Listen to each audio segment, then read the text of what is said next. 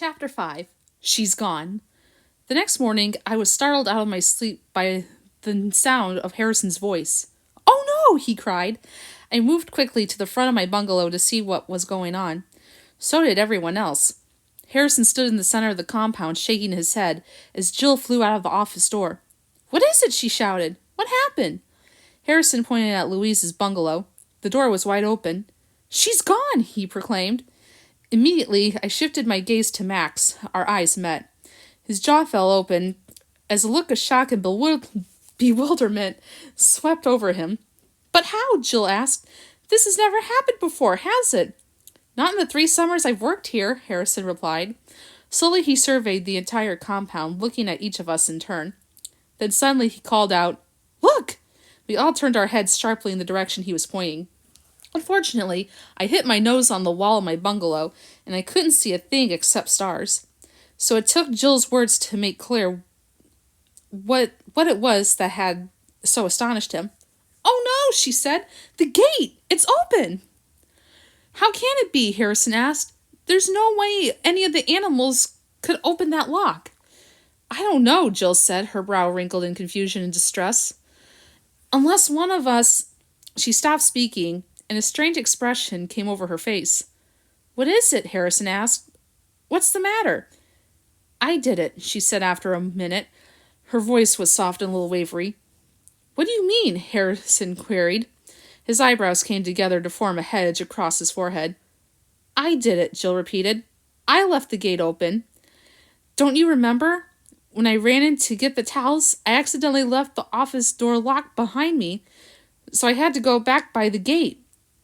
I was in such a hurry, and it was raining so badly, I guess I just didn't notice. Her shoulders slumped, and it was another moment before she spoke again. In the intermit, a flash of lightning ripped through the sky, letting us know that the storm was not yet over. "Oh, I feel terrible," Jill went on. "It's all my fault. What are we going to do?" Much to my surprise, Harrison came over to Jill and put his arm around her shoulders. "Don't worry," he said softly. "We'll find her. It was a mistake. It could have happened to anyone. Come on, let's give everyone breakfast, and then you and I will go out looking for her." Jill seemed as surprised as I was at Harrison's concern. She looked at him warily out of the corner of her eyes. "What if we don't find her?" she asked. "Then she'll find us," Harrison said calmly. "She'll wind her way back home sooner or later." He smiled and said gently, "Okay?" "Okay," Jill replied, accepting Harrison's attempts at reassurance, and together they went back inside the office. After breakfast, Chester and I put our heads together to consider Louise's escape. Harrison and Jill had let us out early for exercise, since there was no way of knowing when the storm would start up again. "What did I tell you?" Chester asked me. "I give up," I answered, not at all sure what he was referring to. "Didn't I say there would be trouble?" "What trouble?" I countered. "Louise ran away. Makes sense if you ask me." "Oh, really?" "Sure. Would you care to enlarge on your theory?" "I'd be delighted," I replied. "Louise was very upset about Max's flirting with Georgette. Agreed?" "Agreed. So when she saw that the front gate had been left open last night, she seized the opportunity to run off and teach Max a lesson. She'll be back." "And that's it?" "Simple, really. Just opened the door to her bungalow, and out she went." Chester replied, licking his paws. His long tongue moved slowly between each of his toes, as he reflected on what I'd said. No doubt he was impressed by my powers of deduction. "And did she unlock Max's door too?" "Huh?" I asked, completely thrown. "What do you mean?" "What I mean is that Max's door was open this morning too. You may not have noticed that, but I did. You have to learn to be observant in this business, Harold." "What business is that, Chester?"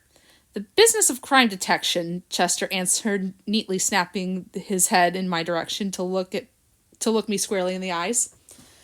"Crime detection," I responded. I could feel the hairs along the back of my neck rise slightly. Chester has always had the ability to alarm me, often unnecessarily. I was hoping this was the case. "Chester," I said, "I think you're getting carried away." "On the contrary, it may well have been Louise who was carried away." "Oh," was all I could say before Max's voice suddenly bellowed throughout Chateau Bow Wow. It's no good, he groaned. No good. Chester and I looked out to see him sitting in the middle of the compound, a forlorn expression smeared across his face, like after breakfast jam. The ever-present Georgette at his side.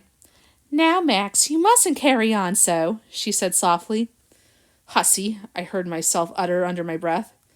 I can't help it, Georgette, Max cried, his voice cracking. It's all my fault this happened. I never should have spoken to her the way I did. I could see Taxi moving in Max's direction. Max looked up and saw him coming. I'm sorry, Max, Taxi started to say. Not now, Taxi, Max fairly shouted. But Max, no, Taxi, I want to be alone. And Max picked himself up and lumbered back to his bungalow. Georgette followed. He turned to her suddenly and said, Please, Georgette, I need some space. Of course, she answered, her feathery voice at its featheriest. I understand. This is not the time for us. She turned and walked away, her spirit trailing behind her like a long shadow on a sultry summer day. Taxi, meanwhile, stood in the center of the compound. From the look on his face, he was not pleased that Max had dismissed him so abruptly. After a moment's deliberation, he moved away toward one corner of the compound and began to scratch himself behind the ears. Come on, Chester said to me. We've got some exploring to do. Okay, I answered, but I don't know what you expect to find. Anyway, if you're suspecting Max of anything, I guess you can rule him out now. Boy, is he upset. Poor fella. Is he? Chester asked poignantly. Perhaps he is a poor fella, as you say, or perhaps a poor actor putting on a good show. We were walking in the direction of Louise's bungalow when we bumped into Howard and Heather. They both jumped in surprise. Sorry, I said. I didn't mean to startle you. Oh, it's nothing, Howard said. No, it's nothing, at all, said Heather. Oh my, I'm so jumpy today. I don't feel quite myself. No, sorry about that beastly howling last night, old chap, Howard said to me. He turned with a nod to Chester. Certainly hope we weren't the cause of Louise's, departure, Heather added. She giggled suddenly. And then, just as suddenly, she gasped and tried to catch her breath. What is it? Howard cried. Oh, it's nothing, Heather replied after letting out a great sigh. I'm having such trouble breathing today. I don't know what it is. She looked at Howard, her big eyes wide in bewilderment. The two of them stared at each other after a long moment, their heads bobbing up and down in unison. I think we'd better, Howard began. Go home, Heather finished. Yes, dear, I think we'd best. Do excuse us, she said, turning to us. I'm just not herself, said Howard, and they turned and left. Chester and I watched them go. Typical werewolfian behavior, said Chester, his voice full of authority. I'm sure I would have asked him to elaborate if it were not for the fact that I didn't really care in the least what he had to say, so I changed the subject.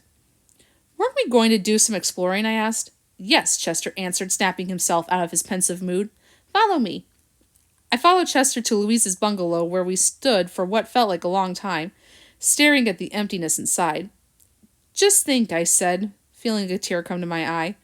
Last night she was here. Today she's gone. Yes, said Chester slowly. That's exactly the word. Gone. Escaped, I added. But soon she'll be back with us. Nonsense, said Chester scornfully. She didn't escape, and she won't be back. No one comes back from murder. Murder? Of course murder, Chester replied evenly. It's all falling into place, don't you see? What's falling into place? The suspects, the motives, and now the evidence, said Chester. I was confused, which around Chester is a normal state of being, so it didn't alarm me. What evidence? I asked. Look for yourself, he said with a nod toward the bungalow. What do you see? I surveyed the interior. A rug, a water dish, a food dish, I said. Just like mine. Ah, but it isn't just like yours, Harold. And that's the key. Why? I don't see anything so different. Look again, and this time use your powers of observation, such as they are. Now, what do you see? I scrunched up my eyes and looked carefully at each square inch of space, as if studying for a final exam at obedience school. Well, Chester prodded. A rug, a water dish, a food dish, I proclaimed. Chester sighed and shook his head sadly. Sometimes I despair, Harold, he uttered. Allow me to fill you in on what you've missed. Please do. The rug. How is it different from yours? I shrugged. It's all jumbled up, Chester went on. A real mess, in fact. And the food dish. Almost filled with food. These observations may seem insignificant, but wait, my friend. Now we come to the water dish, perhaps the most significant item of all.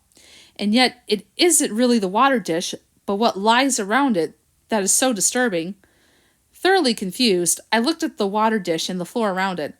Nothing struck me as unusual. But don't you see? Chester asked. What is lying all around the water dish? Water? I ventured.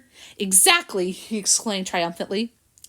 But what else would you expect to find around a water dish? Ordinarily, the appearance of water around a water dish would not be out of the ordinary in the least, but given the unusual combination of factors, it is most striking, and it will be given serious consideration in our investigation. Suddenly, Lyle zoomed by us. Faster than a speeding bullet, I heard him call out as he passed. Able to leap buildings in a single bound. Chester shook his head. That Lyle is a disgrace to the species, he said. Then back on the track of his previous thought, he said, Come on, Harold. I need to talk this out with you right now. We found a quiet spot under a tree in a corner of the compound. The storm seemed to have abated for the moment, and I thought how pleasant it would be just to lie here for a while and commune with nature. But Chester had other ideas. The rug, the food dish, and the water on the floor all add up to foul play, my dear Harold. Don't you see? Signs of a struggle, old boy. Old boy, I thought. My guess, and it's only a guess, mind you, is that someone pushed Louise's head into the water while she was drinking. She resisted, which accounts for the spilled water and the wrinkled rug. And the food, I asked? She never finished her dinner, Chester said simply. She was, shall we say, interrupted. I must confess, Chester's deductions began to awaken me in the possibility that what he was suspecting was true. Still, I wasn't going to give up my theory of Louise's escape so easily. What if it happened just as Jill and Harrison said, I asked. Isn't that possible? Sure, it's possible, Chester answered, but it's unlikely. Why? If Louise had run away, it's only logical she would have finished eating her dinner first, since she couldn't have known when she'd be eating her next meal. And why the appearance of a struggle? And why, Chester added, was Max's door open as well? So you're saying Max did it? I'm not saying anything. Yet. Obviously, Max had the motive and the strength to pull it off. Let us picture the scene. He comes to Louise's bungalow, telling her he wants to apologize. She lets him in. He pushes her head in the water. She struggles, but he has the strength to hold her down. Afterwards, he drags her body out through the front gate. Maybe he's so upset today, I said, still not believing Max capable of such an act. Either that, or as I suggested before, he's pretending he is, to throw us off, you see. I allowed as how I did. What about Georgette, I asked. She could have done it. I wouldn't put that much past her. Yes, that's possible too. The only problem there is that I doubt she has the strength to hold Louise's head down. What's more likely is that they're in cahoots, she and Max. She may have been his accomplice, unless, of course, and here Chester thought a moment, I have the method of the murder itself wrong. That will bear some thinking. In the distance, Lyle dropped from the branch of a tree onto Taxi's head. Taxi, not in the mood to wear Lyle as a hat, shook him off so violently that he landed several feet away. Stunned, he picked himself up and screamed at Taxi, I can tell when I'm not wanted. Don't think I can't take a hint. And he stormed off. What about Lyle, I asked. Do you remember how he threatened Louise yesterday? Indeed I do, Chester answered, nodding slowly. You haven't seen the end of me, he said. Just watch out. And you know, Harold, Lyle is just crazy enough to do it. When you think about it, the murderer could be anyone here. Anyone? I asked, puzzled. Anyone, Chester affirmed. We know, for instance, that Howard and Heather are part werewolves. You know, I corrected. Oh, come on, Harold. No normal dog howls like that. That's true, I concurred. I don't. True. Of course, you're not normal either. But we'll overlook that for the moment. Thank you, I said. Besides, werewolves are very hairy. Look at how hairy Howard and Heather are. They're wired-haired dachshunds. You said so yourself. They're very hairy wired-haired dachshunds, Chester countered, refusing to allow logic to blow his theory. And if they are werewolves, they can change shape anytime they want. Huh? I inquired. Werewolves can change into anything, anytime at all, in order to assist them in their pursuit of evil. I tried to imagine Howard and Heather changing shape. It was hard to picture Howard as a clothes hanger, or Heather as a toaster oven. I was about to mention this to Chester when he spoke again. You have to admit, they were behaving strangely today, he said. Guilt, Harold. They were consumed with guilt. I said, I doubt werewolves feel guilty. The guilt comes from the wired-haired dachshund part of them. It's common to the breed. Oh, I replied. And what about Harrison and Jill? Do you suspect them too? Of course, said Chester. They're both a little on the shady side, if you ask me. Besides, we don't know the whole story on this Dr. Greenbrier yet. If you want my opinion, it's more than a little strange that he's gone off and left us in the care of these two. I wouldn't be at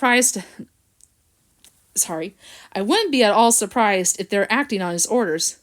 What are you implying? I'm not implying anything, Chester answered innocently. I'm just thinking out loud. It's interesting, that's all, that while the doctor is away, Louise disappears, and neither Harrison nor Jill seem too concerned about letting him know. Maybe they want to find Louise first, I suggested. Or maybe Greenbrier has ordered them to murder her. Oh, Chester, I said. This last was too much. What about Jill? Did you see how upset she was? Again, like Max, it could be she's faking, or, and here he paused a moment, perhaps Harrison is in it alone with the not-so-good doctor. That's a possibility, too. My head was spinning with Chester's theories. Then I thought about one suspect he'd left out. And Taxi, I asked. He's too dumb Sorry, I'm getting tongue-tied. Too dumb to conduct a murder like this. I didn't like saying it about poor Taxi, but it was true. Chester didn't agree. You don't have to be a genius to murder Harold. No, it isn't Taxi's intelligence that troubles me. It's his strength. He's a timid little fellow. I can't imagine him holding Louise down long enough to... Here Chester drifted off into thought.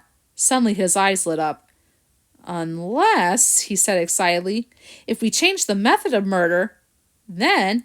Yes? We know that Taxi is always buttering up to Max, right?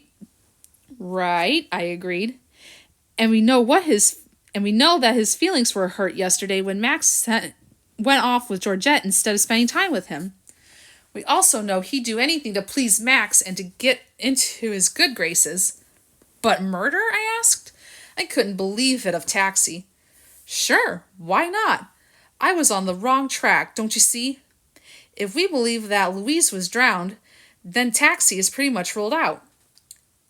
He wouldn't have the strength, and I doubt that he'd have the guts. But if the method of murder were less direct, if, for instance, and he paused dramatically, Louise were poisoned, I felt a jolt go through me. Chester, I cried. What is it? I just remembered something Taxi said yesterday. Max had just gotten through telling us how sometimes he thought he'd be better off without women. Yes? And Taxi told us about a television program he'd seen where a man, feeling the same way, murdered his wife. And the method, Harold? What method did he use? Poison. Chester and I sat very still for a moment. My gaze drifted to where I'd seen Taxi sitting a few moments before. He was no longer there. Could it be, I asked myself, could Taxi have murdered Louise to please Max? What kind of warped mind existed within that peculiar little body of his? I turned my head then, and much to my surprise, saw that Taxi was sitting a few feet away.